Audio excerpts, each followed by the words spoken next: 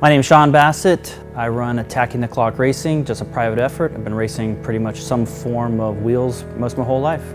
How the Z came to be is I was kind of transitioning from two-wheel racing to four-wheel racing, and I kind of wanted to get my feet wet with a car that I've always wanted. I always wanted a 240Z, so I hopped on Craigslist and I found one kind of in my budget. It was about $1,100. And quickly found out that it was completely worthless car, and it sat for about 6 months. Yeah, and then it ended up in this crazy car. So right now we're preparing the car for a super lap battle in March. That's going to be a big open track where we can really do a lot of testing. It'll be the first time we debuted a turbo setup on the car. For motorcycle racing, to go fast you got to go slow. And so that we kind of took that same approach horsepower-wise with the Z.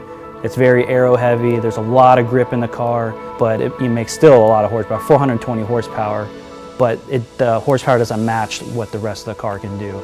So this will be a really good debut on a really big track. We've never been to Circuit of Americas, but to really kind of open it up and see what she's got.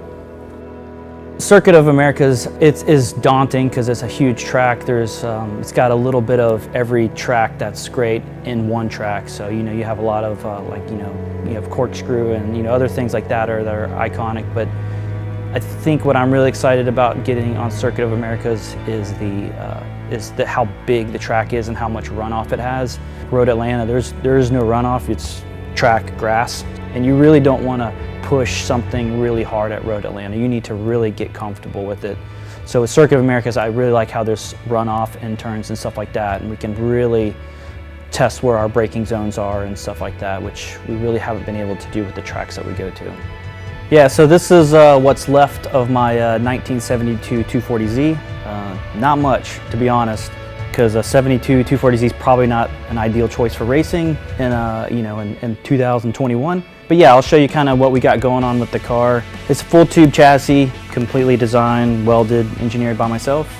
Yeah, and really the only part that remains of the Z is this portion of the bulkhead, just kind of like the U shape of the car. A little bit of window surround and basically what the door strikes onto. Other than that, it's not much is left of the Z. The special thing about the car is it utilizes S13 and S14 based suspension. So that's off of like a mid-90s 240 SX. Not much OEM parts, but all of the parts are based off of it. So I have SLP parts, suspension, arms that are for an S13, BC Racing, ZR coilovers, again for S13. Brake package is a StopTech setup for an S13. So you can see the theme that I'm using more modern parts that are readily available for our older car. So we're running a V-mounted CSF radiator, so it's a triple bypass. So we see really good water temps with this. And then we've got our whole oil cooler package in the front. Most probably controversial part of the car, we've got an LS motor in it.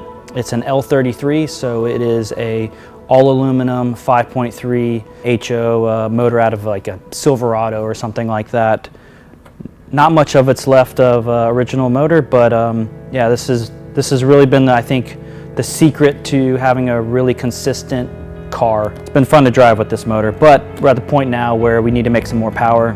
So we have a Garrett turbo that we're installing on the car right now for super lap battle.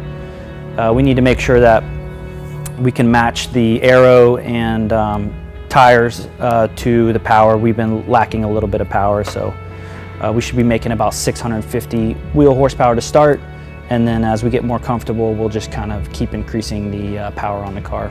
So this is the interior of the Z. I kind of wanted to keep it that feeling like you're in the Z. So I took the OEM dash and kind of kept the 3 humps in for the gauges. But again, it's an all carbon fiber dash that I made. Yeah, there's not much Z in here at all. Car feels pretty crazy to drive. It's very mechanical and manual. There's no traction control aids. There's nothing like that. So there's no we're running a dual master cylinder setup, so everything feels very manual in the car, which it's cool. It really makes you a good driver because you don't have any driving aids, but it's also really hard to drive at the same time. It takes a really long time to get comfortable in the car.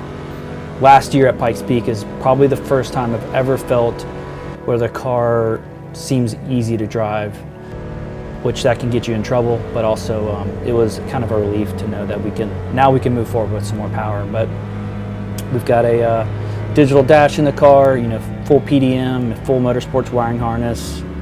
Yeah, it's full race car inside. So the Z has a full carbon fiber body, and obviously it's not off the shelf. You can't buy it anywhere. Yeah, it took pretty much a whole year to develop the carbon fiber body. You know, the whole, you know, wide body and everything was all my design, and it's a ton of work, and I don't recommend it. Our goal for Circuit of Americas is to come away with a clean weekend. Get some good testing on our belt, because that'll be the first time we're running our turbo setup in a race environment. So it'll be good for other events moving forward. But yeah, I mean, really it's just to get away from the weekend with the car the way we loaded it, and get some good data and figure out what kind of tweaks we need to make to it, because obviously with a new turbo setup, there's a lot of new moving parts, a lot of things that are getting hotter than they didn't before, so we'll have to do, without a doubt, some tweaking.